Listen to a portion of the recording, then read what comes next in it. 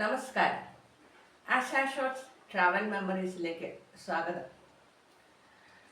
ഉത്സവ പറമ്പുകളിലും പള്ളിപ്പെരുന്നാളിൻ്റെ പറമ്പുകളിലും കറങ്ങി നടക്കുക എന്ന് പറയുന്നത് വളരെയധികം സന്തോഷമുണ്ടാക്കുന്ന കാര്യമാണ്. നമ്മൾ ഉത്സവം കൂടുക അല്ലെങ്കിൽ പെരുന്നാൾ കൂടുക എന്ന് പറഞ്ഞാൽ ആരാധനാലയത്തിൽ പോയി പ്രാർത്ഥിക്കുക മാത്രമല്ല, അതിനോടനുബന്ധിച്ച് ഒരുപാട് ഷോപ്പിംഗ് കൂടി ചെയ്യാറുണ്ട്. ഈ ഷോപ്പിങ്ങിനെ പറ്റിയാണ് ഇന്നത്തെ വീഡിയോ. സാധാരണയായി ദൂരസ്ഥലങ്ങളിൽ പോകുമ്പോൾ ആരാധനാലയത്തിൽ, പള്ളിയിലാവട്ടെ അമ്പലത്തിലാവട്ടെ കയറി തൊഴുതു കഴിഞ്ഞ് പിന്നീട് അവിടെയുള്ള ഷോപ്പിങ്ങും കൂടെ ചെയ്യുവാനുള്ള സമയം കാണുകയില്ല. കാരണം ദൂരെയുള്ള വീട്ടിലേക്ക് തിരികെ വരണമല്ലോ. അത് കാരണം ആ ഭാഗം ഒഴിവാക്കിയാണ് വരിക. എന്നാൽ ഇതുപോലെയുള്ള ഷോപ്പിങ്ങിന് പ്രത്യേകമായി എനിക്കൊരു സ്ഥലമുണ്ട്. അത് വീടിന് അടുത്തുള്ള ഒരു പള്ളിയാണ്. അവിടുത്തെ പള്ളിപ്പെരുന്നാൾ വളരെ പ്രസിദ്ധമാണ്. ആ പള്ളിയിൽ ഞാൻ എല്ലാ വർഷവും പോകുമായിരുന്നു. ഇപ്പോൾ കുറേ വർഷങ്ങളായി ഒരിടത്തും യാത്രയില്ല, അതിനാൽ പോകുന്നില്ല. ഇവിടെ പോകുന്നത് മെയിനായിട്ടുള്ള അജണ്ട ഷോപ്പിംഗ് ആണ്. ഷോപ്പിംഗ് എന്ന് പറഞ്ഞാൽ നമ്മൾ വളരെ വില പിടിച്ച വസ്തുക്കളല്ല അവിടെ നിന്നും വാങ്ങുന്നത്. പള്ളിപ്പെരുന്നാളിന് പള്ളിയോട് അനുബന്ധിച്ചുള്ള മൈതാനത്ത് ചെറിയ ചെറിയ കച്ചവട സ്ഥാപനങ്ങളാണ്.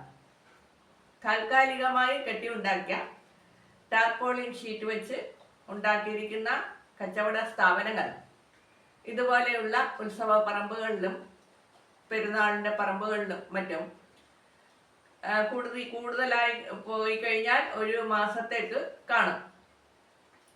ഇവിടങ്ങളിലെ ഷോപ്പിംഗ് ആണ് മനസ്സിന് സന്തോഷം തരുന്നവ.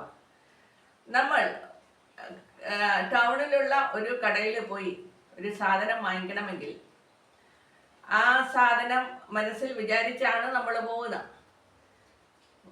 ഒരു ഉദാഹരണം പറഞ്ഞു കഴിഞ്ഞാൽ, അടുക്കളയിലേക്ക് ഒരു മിക്സി വേണം. അപ്പോൾ മിക്സി എന്നുള്ള വാക്ക് മനസ്സിൽ ഉദ്ദേശിച്ചാണ് നമ്മൾ പോകുന്നത്. മിക്സി വിൽക്കുന്ന കടയിൽ മാത്രം പോയി കടക്കാരൻ ചോദിക്കും എന്താണ് വേണ്ടത്, മിക്സിയാണ് വേണ്ടത്. മിക്സി മാത്രം കാണിക്കും, മിക്സി വാങ്ങിക്കും, തിരികെ പോരും. അത് കഴിഞ്ഞിട്ട് നമുക്ക് അവിടെ നിൽക്കാനുള്ള അനുവാദമില്ല ആ കടയിൽ.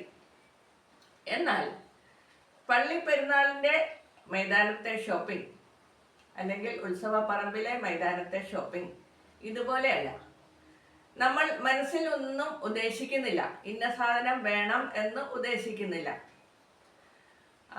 ഉത്സവ പറമ്പിൽ പോയി അവിടെയുള്ള കടകളിലെല്ലാം കയറി നിറങ്ങി നടന്ന് കടകളിൽ പ്രദർശിപ്പിച്ചു വച്ചിരിക്കുന്ന വസ്തുക്കളെല്ലാം കണ്ട് ആസ്വദിച്ച് കാണാനും ആസ്വദിക്കാനും ഇഷ്ടം പോലെ സമയമുണ്ട്.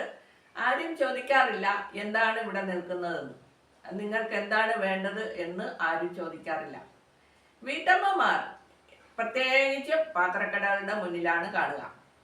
പാത്രങ്ങൾ എന്ന് പറഞ്ഞാൽ ഒരു അടുക്കളയിലേക്ക് ആവശ്യമുള്ള എല്ലാവിധ പാത്രങ്ങളും വസ്തുക്കളും. അത് വളരെ വില കൂടിയ സാധനങ്ങളല്ല, വില കുറഞ്ഞ ചെറിയ ചെറിയ സാധനങ്ങൾ നമുക്ക് പക്ഷെ വളരെ അത്യാവശ്യമായി ഒരു അടുക്കളയിൽ വേണ്ട സാധനങ്ങളായിരിക്കും.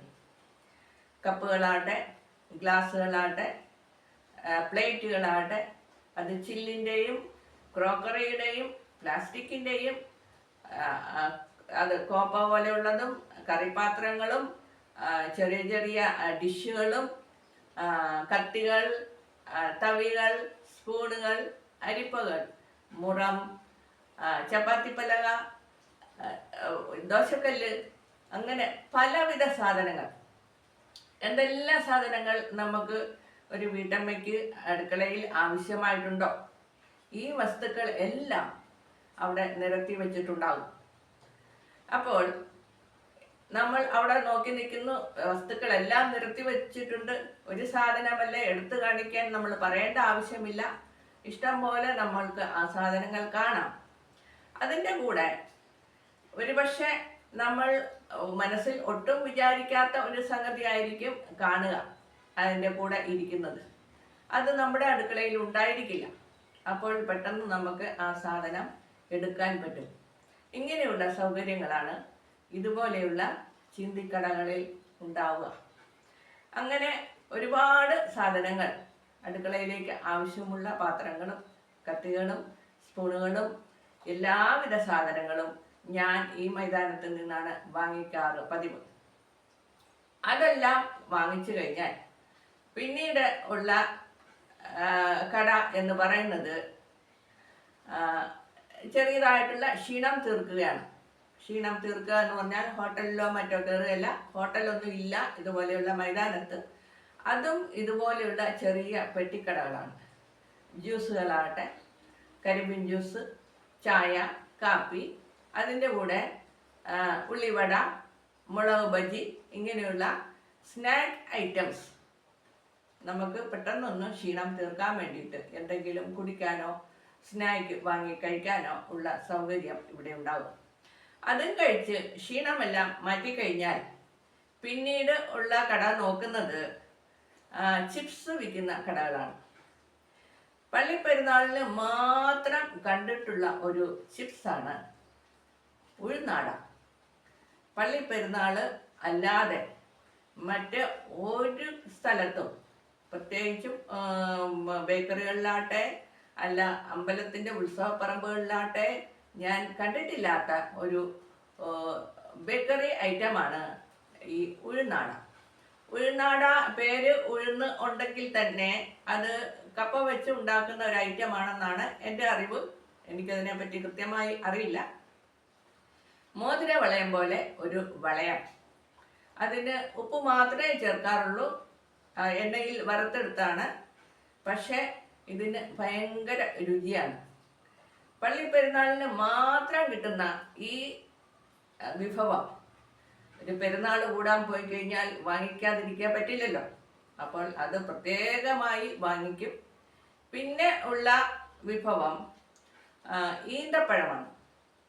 പണ്ടൊക്കെ പള്ളിപ്പെരുന്നാളിൻ്റെ ഇതുപോലെയുള്ള പറമ്പുകളിൽ മാത്രം കിട്ടിയിരുന്നതാണ് ഈന്തപ്പഴം. ഒരു പെരുന്നാൾ കൂടിക്കഴിഞ്ഞാൽ നമ്മൾ വാങ്ങിക്കുന്ന സാധനങ്ങളാണ് ഉഴുന്നാടയും ഈന്തപ്പഴം.